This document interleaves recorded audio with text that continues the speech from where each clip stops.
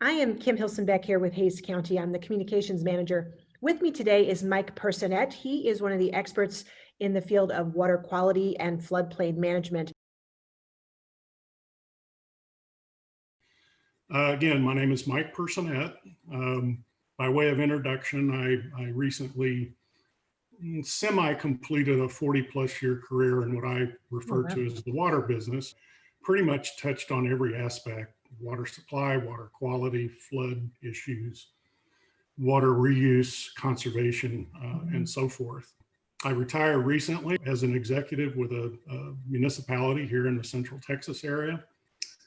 As an executive in charge of the city's water quality protection programs and the engineering and capital improvement program related to water quality.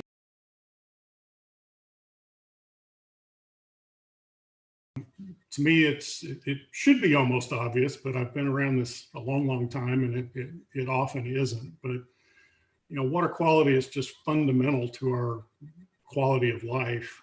And clean water is fundamental to public health. Environmental quality in the background, it is human habitat that we're talking about, and our water is a very important component of our habitat.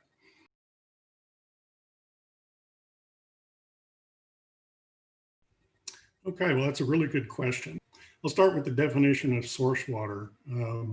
As it implies, it is from where we get our water supplies, public water supplies for human uses. Source water protection is usually couched in terms of watershed management and watershed protection. Watersheds being the land area surrounding, say, a stream or recharge features to an aquifer that contributes runoff to those features.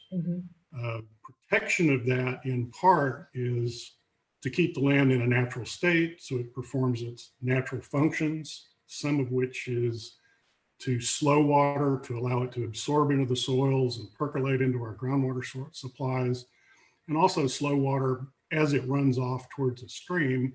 There's a certain amount of natural filtration that occurs to protect that water supply. Left in its natural state, the land will provide a lot of benefit in terms of slowing that water, filtering that water, whether it's water seeping into the ground and ending up in our groundwater supply or water that runs off and enters a stream. Okay. Source water protection typically also means some type of effort to preserve the land from development, from urbanization.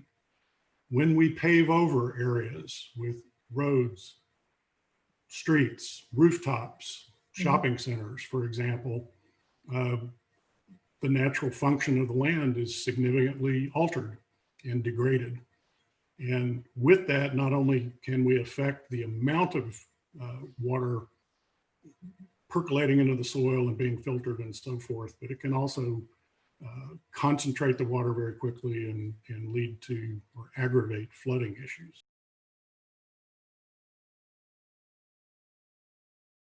As you all know, or perhaps don't know, Central Texas lies smack in the heart of what's known as Flash Flood Alley. We have some of the most extreme weather events anywhere in the world, and they're becoming more extreme by almost any measure documented. You'll often now hear the term rain bomb, and I think for folks that lived in Wimberley and along the Blanco River, the event that happened a few years ago was clearly a kind of an off-the-charts rain bomb, but it's a natural phenomenon. When we speak of floodplain management, we really speak of preserving natural function of floodplains, and real importantly is keeping human beings out of harm's way. Rivers naturally flood well beyond our capability as engineers and otherwise to control. In fact, it's a little presumptuous to think that we can control all of what Mother Nature does. So floodplain management is preserving natural function. It's also keeping people out of harm's way. Well, we talk in terms now of risk reduction instead of flood control. One element of risk reduction is floodplain management, where we regulate, land uses and development within those high-risk floodplains.